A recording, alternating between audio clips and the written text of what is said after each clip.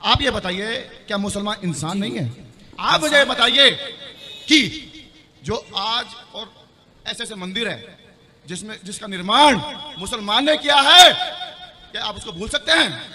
कोई मंदिर मुसलमान नहीं बनाए, मुसलमान केवल मंदिर तोड़े हैं, ये सत्य है। बिस्मिल्लाहिर्रहमानिर्रहीम। अस्सलामु अलैकुम दोस्तों, अभी जो हम आपको क्लिप दिखाने जा रहे हैं, इसमें एक शख्स हिंदू पंडित से सवाल करता है। वल्लाह आलम के सवाल पूछने वाला शख्स हिंदू है या मुस्लिम, लेकिन उसने सवाल बहुत इंटरेस्टिंग किए थे। आइए आपको वो क्लिप भी दिखाते हैं और इसके बाद डॉक्टर जाकिर नाइक साहब का जवाब भी जानते हैं। आइए वीडियो को स्टार्ट करते हैं। मैं आपसे पूछना ये चाहता हूँ कि साईं बाबा, आप बोलते हो मुसलमान थे वो, मैं उस पर आप चर्चा करना चाहता हूँ। उस पे आपसे चर्चा करना चाहता हूँ। साईं बाबा पे आप कहते हैं मुसलमान थे। करिए, चर्चा करिए, खूब चर्चा कीजिए। तो आप बताइए वो मुसलमान क्यों और कैसे थे? भाई, जो उनका पहनावा है, जैसे वो पहनावा पहनते हैं, वो पहनावा मुसलमानों की जो उनके जो फकीर होते हैं ना, उन्हीं का पहनावा है। हमारे सनातन धर्म में हमारे जो साधु संतों का पहनावा है, सन्यासियों का, वो अलग पहनावा है। तो हमारे पहनावे से उनका पहनावा, जैसे हिंदू धर्म में कोई बुर्का तो नहीं पहन सकती महिला, कोई बुर्का पहनी हो तो देखते ये लगेगा कि ये मुसलमान बहन है। आप ये बताइए, क्या मुसलमान इंसान नहीं है? इंसान तो सब हैं, हम भी इंसान हैं, आप भी इंसान हैं, पर हम सनातन धर्म के लोग क्या हमारे अपने साधु संत कम हैं? भाई, अपने बाप को छोड़ के अपने बाप की तो सेवा कर नहीं पाते। अपने मेरा बाप प्यासा बैठा है और मैं दूसरों के बापों की सेवा करूं, ये धर्म है? अरे अपने बाप की पहले सेवा कर लो, फिर दूसरे बापों की सेवा करते रहना। पहले अपने की तो कर लो। तो हमारे रामकृष्ण में कमी है कोई? हम अपने रामकृष्ण की सेवा करें, कहाँ हम दूसरों के फकीरों के पीछे घूमें?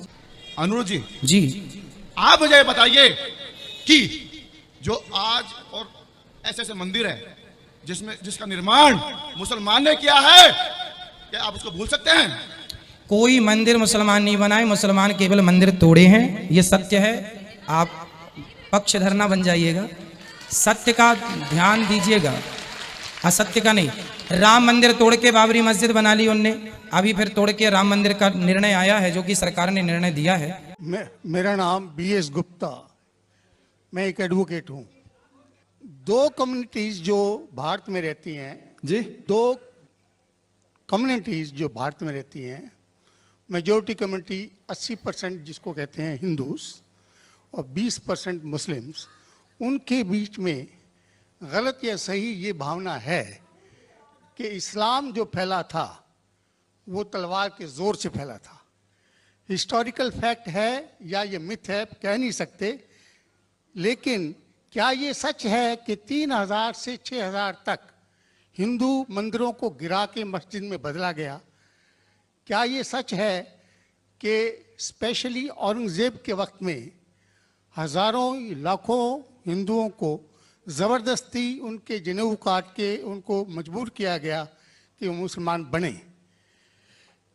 नंबर 2, जो कि आज के समय के अनुसार एक सवाल मैं पूछ रहा हूँ, हिंदुओं पर हिंदू मैरिज एक्ट लागू है, जिसकी परिभाषा में सिवाय क्रिश्चियंस और मुस्लिम्स को छोड़ के बुद्ध और जैन को, सिखों को, सबको शामिल किया गया है।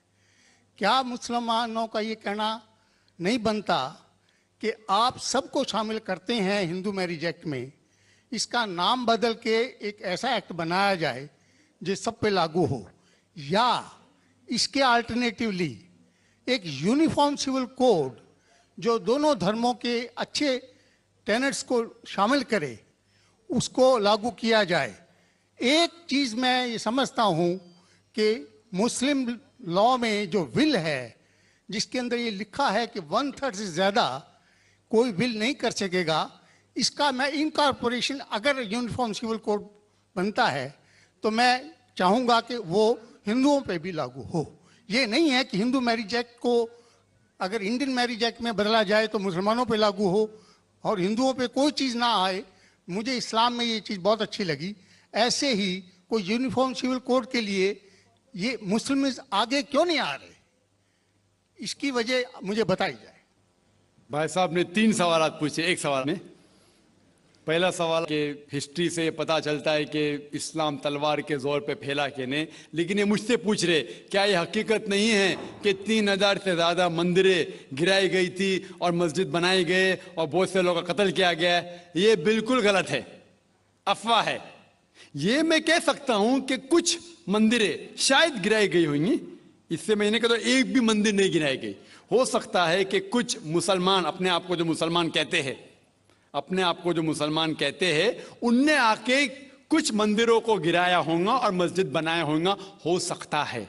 लेकिन ये कहना कि 3000 से 6000 मंदिर गिराए गए, ये बिल्कुल अफवाह है, बिल्कुल गलत है, बेबुनियाद है, बिल्कुल बेबुनियाद है।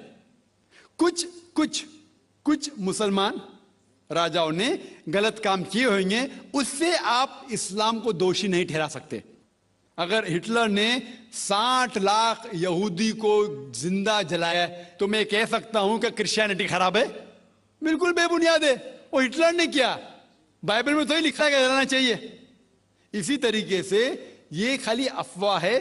कुछ मंदिरों को शायद गिराया गया होगा, मैं ये नहीं कहता कि नहीं गिराया गया, लेकिन उसको छोटी चीज को लेके उछाला जाता है मीडिया में और किताबें लिखी जाती है। आप देखो टीपू सुल्तान के खिलाफ आ गए।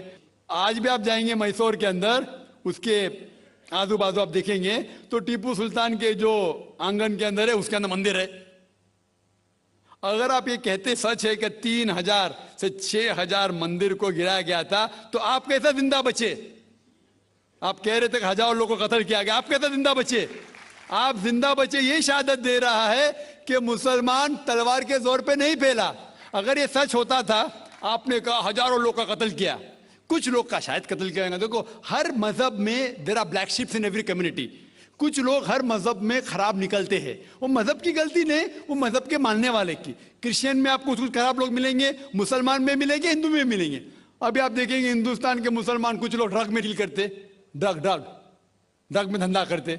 ड्रग तो हराम है इस्लाम में, करते तो उनको दोष देना चाहिए, इस्लाम को नहीं। इसी तरीके से आप जो कह रहे हजारों लोगों का कत्ल किया, ये बिल्कुल बेबुनियाद चीज है। कुछ लोग का शायद किया होगा, और ये ही सबूत है। मैंने मेरी तकरीर में कहा कि 80% से ज्यादा गैर मुस्लिम हिंदुस्तान में हैं। ये शहादत दे रहे हैं कि इस्लाम तलवार के जोर पे नहीं फैला। आप लोग को क्यों छोड़ा उन लोग ने? आप उनके रिश्तेदार तो नहीं थे ना, आपको क्यों छोड़ा? 800 मिलियन 80 करोड़ गैर मुस्लिम को छोड़ा क्यों उनने? क्यों छोड़ा?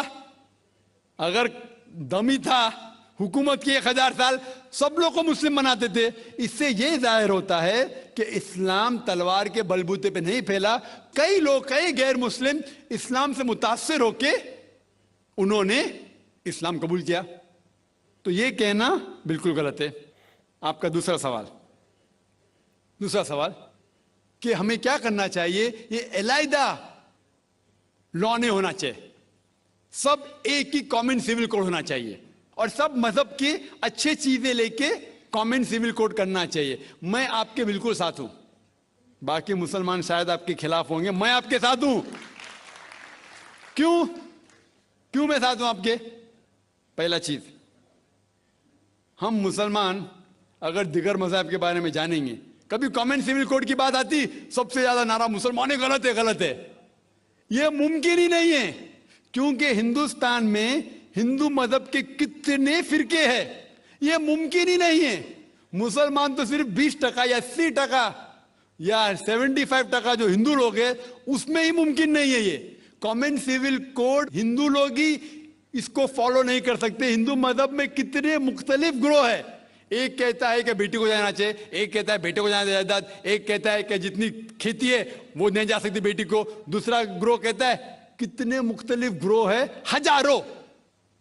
यह मुमकिन ही नहीं है पास होना, मुमकिन ही नहीं। मैं कहता हूं ये अफसोस की बात है कि हम मुसलमान जानते ही नहीं, हमको आवाज करने की जरूरत ही नहीं है। ये खाली हमें छेड़ रहे हैं। क्या कर रहे? छेड़ रहे हैं और हम उकसा जाते। Point number 1। पॉइंट नंबर 2, मान लो आप लोग कबूल करते हैं कि कॉमन सिविल कोड होना चाहिए। आपने क्या कहा कि सारे धर्मों के अच्छी बात को लेना चाहिए। बिल्कुल सही। मेरा पहला सवाल, आप इस्लाम में एक चीज बताओ जो इंसानियत के खिलाफ है, तो हम निकाल देंगे उसको।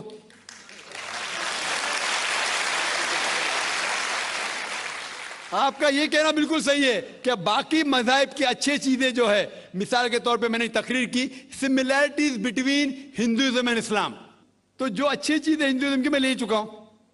Similarities between Christianity and Islam, जो अच्छी चीजें इस आयत में ले चुका हूं। मैं ये पूछना चाहता आपसे, एक चीज जो इस्लाम में खराबी है वो तो बताओ मुझे, तो उसको निकालेंगे ना।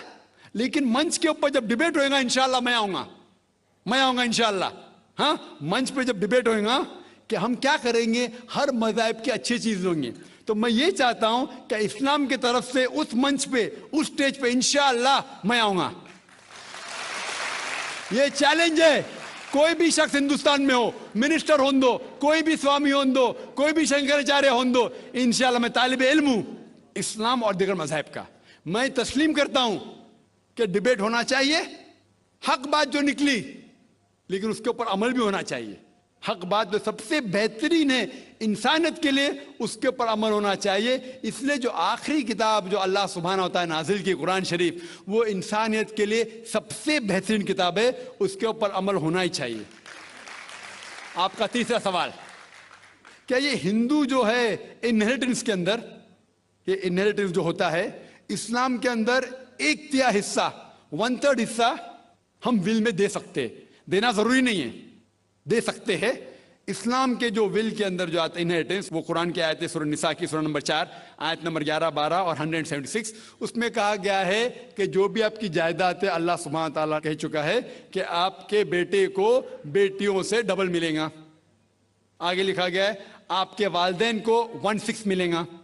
सिर्फ अगर बच्चे हैं तो वालिद वालदा को दोनों को 1/6, अगर बच्चे नहीं है तो वालदा का 1/3। आगे बढ़ती है आयत नंबर 12 पे लिखा है कि आपकी बीवियां जो आपके लिए छोड़ेंगी, अगर बच्चे नहीं आपको आधा मिलेगा, बच्चे हैं तो 1/4 मिलेगा। आप जो आपके बीवियां के लिए छोड़ते हैं, बच्चे नहीं तो उनको मिलेगा 1/4, 1/4। बच्चे हैं तो 1/8, 1/8। ये डिफिकल्ट है, याद रखना। आप जाके रेफरेंस देख सकते हैं, सूरह निसा सूरह नंबर 4 आयत नंबर 11 से 12। और इसके बाद अगर आप किसको विल करना चाहते हैं अपनी जायदाद, मैक्सिमम 1/3, लेकिन ये विल जो करेंगे आप, ये इन लोगों में से नहीं होना चाहिए। आप नहीं कह सकते कि मैं मेरे बेटे से ज्यादा मोहब्बत करता हूं, बड़े बेटे से, इसलिए उसको ज्यादा दूंगा, ये बिल्कुल गलत है। लेकिन जो ये दायरे में नहीं आते हैं इनहेरिटेंस के, उनको आप 1/3 हिस्सा दे सकते हैं। आप कहते हैं आपको ये चीज बहुत पसंद है, आप भी करना चाहते हैं, आपको कौन रोक रहा है? इंडियन गवर्नमेंट के हिसाब से आप अगर विल करेंगे, क्या मैं मेरा 1/3 हिस्सा देना चाहता हूं, कोई भी रोक ले सकता हूं, मैं भी नहीं ना मिनिस्टर भी नहीं। और पूरा अगर फॉलो करना चाहते सच्चा धर्म, आप इस्लाम कबूल कर सकते, हम आपको वेलकम करते।